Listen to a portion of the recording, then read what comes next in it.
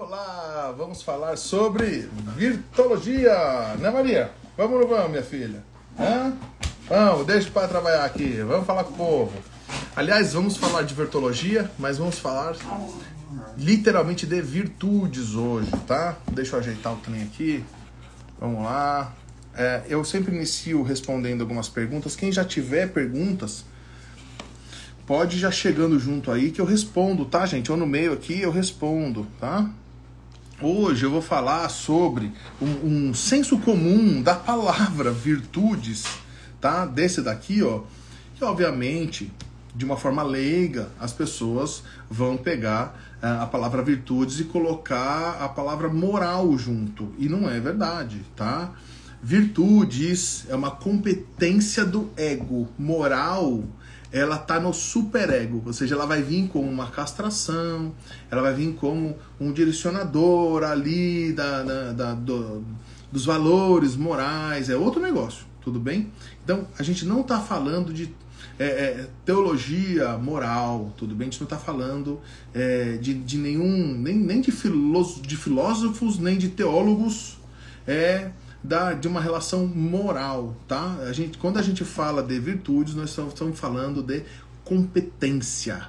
Competência. Eu sei que a palavra no senso comum, ela vai levar para esse lugar de virtudes morais, né? E quando a gente fala a palavra, por exemplo, perdão, automaticamente as pessoas vão levar isso para a religião, entendeu? Ah, perdão é religioso. Não, gente, ó, tudo que foi estudado na virtologia como virtudes, todas as 33 virtudes, é porque a gente entendeu que é um funcionamento humano, é assim que o humano funciona. Ou seja, não é cultural. Se eu não perdoar alguém, é só uma questão cultural? Não. Eu vou fritar de ódio, eu vou passar mal, eu vou trazer sintoma, tudo bem? Ou seja, olha, se eu não aceitar, minha mãe morreu, eu não aceito, é funcionamento humano. Se eu não aceitar, eu vou entrar num processo neurótico, eu posso entrar num processo depressivo e chegar até suicídio? Claro, se eu não trabalhar a aceitação, tá, na minha competência, eu vou sim entrar num quadro neurótico, tá? Se eu não viver a verdade, eu vou ficar em negação? Eu vou entrar em mecanismos de defesa? Eu vou entrar em processo neurótico? Eu vou atrapalhar a vida? Vou. A verdade é uma questão humana. Então, assim, ó, existe o funcionamento humano, independente de cultura. É muito importante isso. Independente de cultura, existe o funcionamento humano. Virtudes é uma competência humana, independente de cultura. Então, lembrem de uma forma bem simples. Ela não é do superego, ou seja, não é alguém te castrando, tudo bem? Não é, olha, você você não pode fazer tal ação porque a religião vai te punir, a sua família vai te punir, ou é feio isso na sociedade, é mal visto isso pelo outro. Virtude nunca vai cair nesse lugar, entendeu? Nunca vai cair nesse lugar. Pelo contrário, é isso que mata a virtude. É isso que mata a virtude, tá? Nesse livro, a gente conta exatamente a metodologia de como trabalhar todas as 33 virtudes. Esse livro é diferente desse aqui, tá, gente? Aqui é a filosofia, isso aqui é todos os fundamentos, tá? Literalmente isso aqui conta do porquê que isso funciona. Agora, a metodologia para desenvolver a virtude é esse, não é aquele, tá? Então eu vou pegar aqui a aceitação e vou trabalhar a aceitação. Então tem tudo sobre a aceitação. As afirmações, os exercícios, as meditações, tá? Como eu trabalho isso com o outro. É aí que eu vou trabalhar. Então, assim, é importante entender que na construção da personalidade, a gente tem uma personalidade. Algumas pessoas me falaram que não são técnicos, não são psicólogos, são um público final, né? Então eu vou tentar explicar algumas coisas mais simples ainda, tá? Eu vou falar aqui da personalidade. Deixa eu só responder umas perguntas aqui que eu não vi, perdão. Oi, Caroline, obrigado, querida. Chama o povo aqui. Elisene, oi, Elisene. Bom, tá aqui o livro. Esse aqui, todos nós precisamos, viu? Todos nós. Quem não precisa?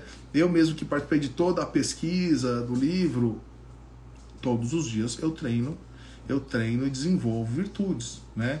O indivíduo que disser que não precisa desenvolver virtudes, não, eu já tenho as virtudes, é Deus. O cara transcendeu, já iluminou, né? Isso não existe, tá? A gente tem mesmo, e todas as nossas neuroses, gente, vamos entender, todas as nossas neuroses estão aqui, tá? Estão aqui. É a falta de uma capacidade do ego. Essa personalidade, então, ó, vamos lá para a personalidade, tá?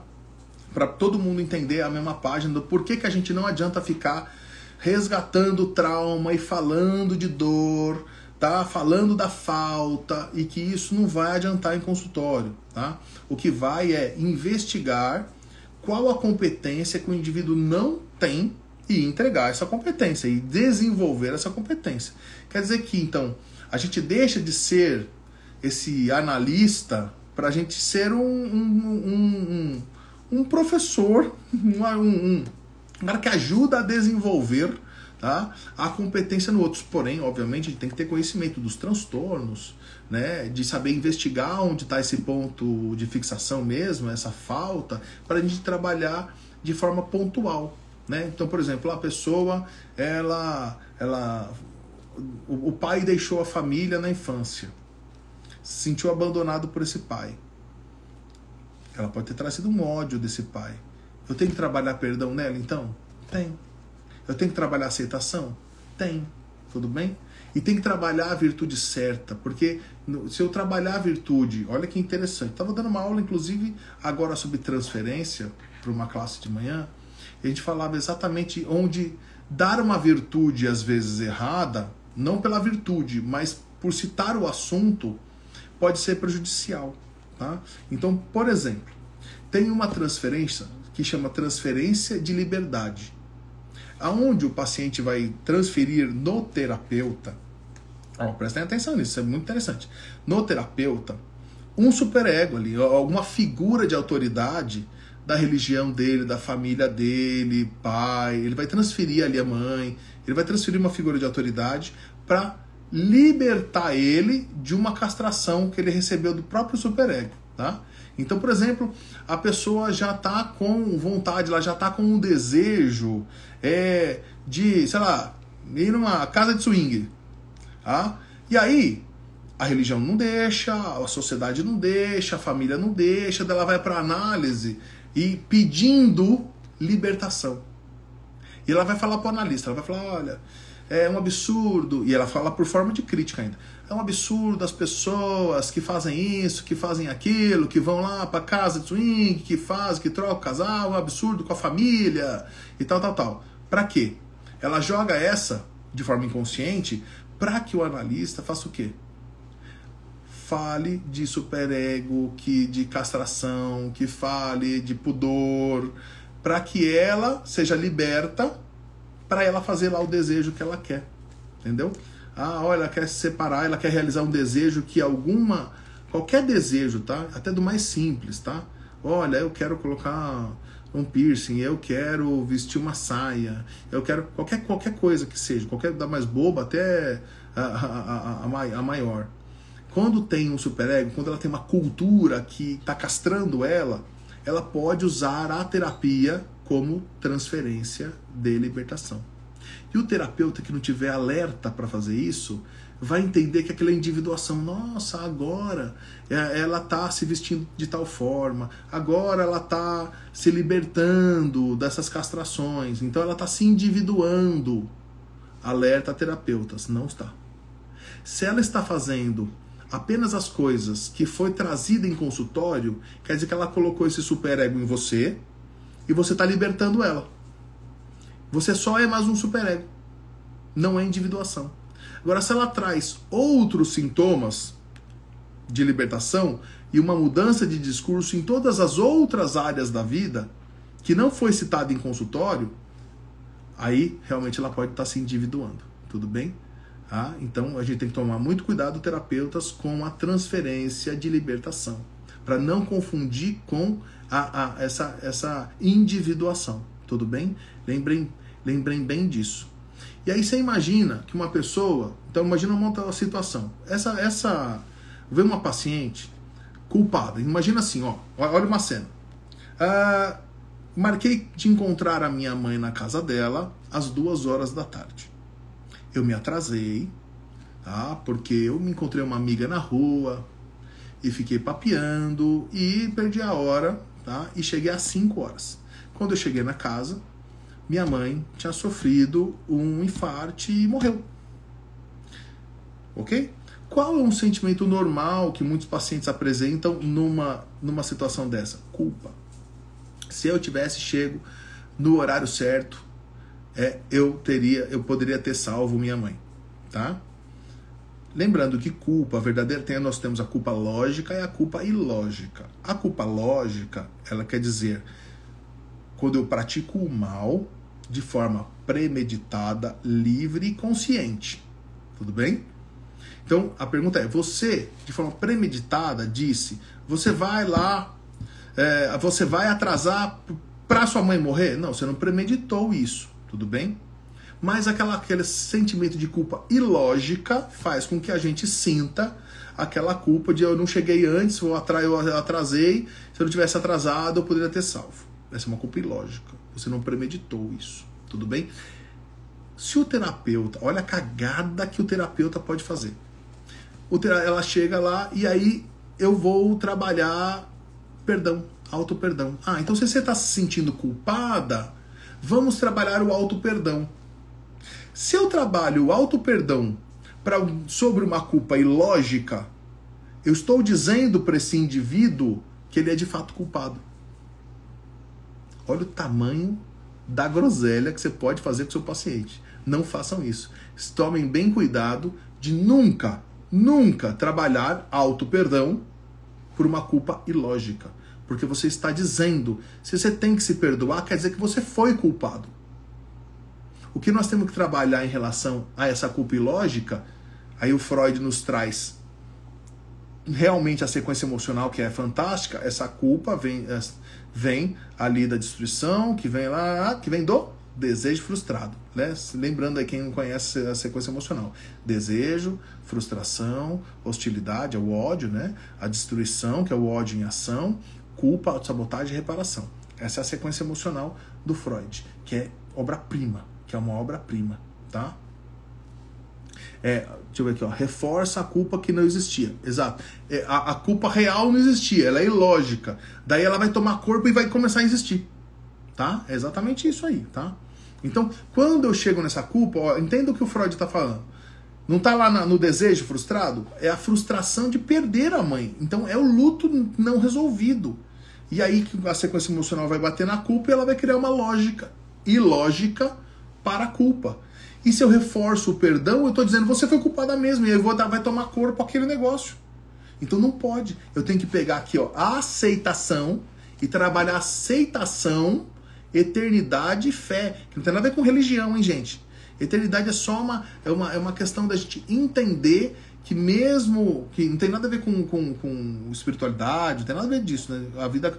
Tudo que a gente faz, se eu ensino meu filho a ser um bom homem, esse ensinamento ele vai ser eterno para ele.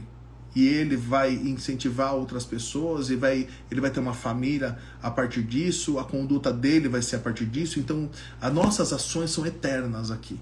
A gente tem que entender que as nossas ações são eternas, tá? Então, assim, a fé não tem nada a ver com fé religiosa em Deus, nada disso. A fé é estado de certeza.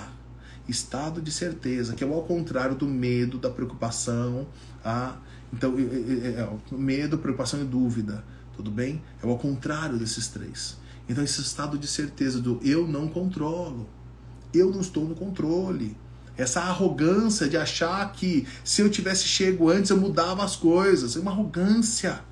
É tudo sobre mim, entendeu? Até a morte da minha mãe é sobre mim.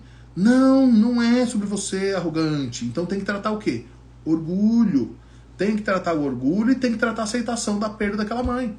Ou seja, deixei um monte de coisa para resolver com essa mãe. Tem um monte de coisa, uns conflitos mal resolvidos. Agora eu não consigo resolver mais. Eu entro em culpa. Por isso que entra em culpa ilógica. tá? Então, primeiro, terapeutas, não trabalhem perdão, o auto-perdão. Trabalhe o quê? Vai trabalhar aceitação e orgulho. Neuroplasticidade, aumentou a neuroplasticidade de aceitação, vai chegar nessa memória, tá, da perda da mãe e vai saber lidar. Mas não é falando sobre a culpa que vai resolver, não vai. É a estrutura da personalidade, da competência para esse ego. Eu dei competência de aceitação para esse ego, para essa personalidade do ego. Ele vai resolver a morte da mãe. Não é falando da morte da mãe que vai resolver. Não vai. Deixa eu ler aqui então o que tem aqui. Peraí, gente. Então vamos lá. Culpa ilógica pode ser uma forma da pessoa não aceitar sua impotência diante do fato. Não, a culpa ilógica ela vem dessa sequência emocional, viu, Carol? Ela vem assim, ó. Dessa que eu falei do desejo.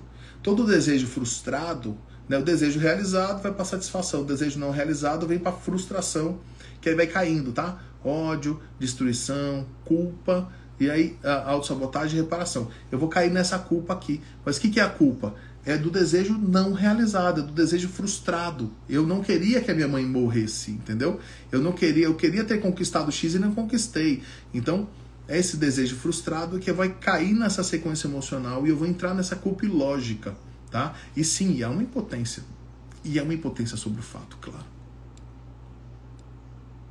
A culpa ilógica trabalha a aceitação, aceitar o que aconteceu. Sim, exatamente isso. É trabalhar a aceitação do desejo frustrado. Frustrou, eu tenho que aceitar isso. E eu não posso, não é só falando de aceitação. Eu tenho que trabalhar o quê? Neuroplasticidade nesta competência. Eu tenho que trazer toda a competência. E dica, tá, gente? Ó, deixa eu só ler aqui que eu vou dar essa dica aqui, ó. Peguei asco da religião. O crack e a religião é o mesmo efeito. Não, claro, é diferente. Ó, então a gente não pode confundir de jeito nenhum virtude. Não podemos confundir virtude com religião, pelo amor de Deus, tá? Virtude é competência da personalidade. Não tem nada a ver com regras morais, hein? Trabalhar o luto caso ela tenha dificuldade de aceitar a passagem para outra dimensão. Dar o recurso para aceitação. Fica o convite para todos conhecer o que a nova psicanálise nos propõe. Isso, a virtuologia, exato. Então assim, ó, dica aqui é em relação a trabalhar a aceitação. Primeiro tem que fazer neuroplasticidade mesmo. Então tem que pegar os exercícios diários, fazer aquelas 10 perguntas, ler em voz alta, escrever, escutar, meditar, ou seja, fazer todas as formas de aprendizado do cérebro e repetidamente. Isso sempre. Mas dica para o terapeuta que está dando essa neuroplasticidade para o paciente. Ele tem lá a não aceitação, o ponto de não aceitação dele, imagine que é então a morte dessa mãe. Não comece trabalhando a aceitação à morte da mãe. Não começa por aí. Começa mais leve. Começa pequeno. Aquela pessoa normalmente não consegue aceitar, às vezes, nem a chuva ainda. Chove e ela tá lá. Puta que pariu, tá chovendo. Não é possível, as minhas roupas, agora o trânsito. Ela tá reclamando e se queixando, inconformada com a chuva. Já viu a chuva subir para cima de volta? Alguém já viu a chuva voltar? Porque a pessoa não aceitou a chuva? Eu não me conformo que o meu cachorro morreu. Olha, triste a gente pode ficar. Inconformado? Não. Eu não aceito que meu cachorro morreu. Então ele volta à vida. Já viu morto levantado do caixão porque a gente não aceita a morte?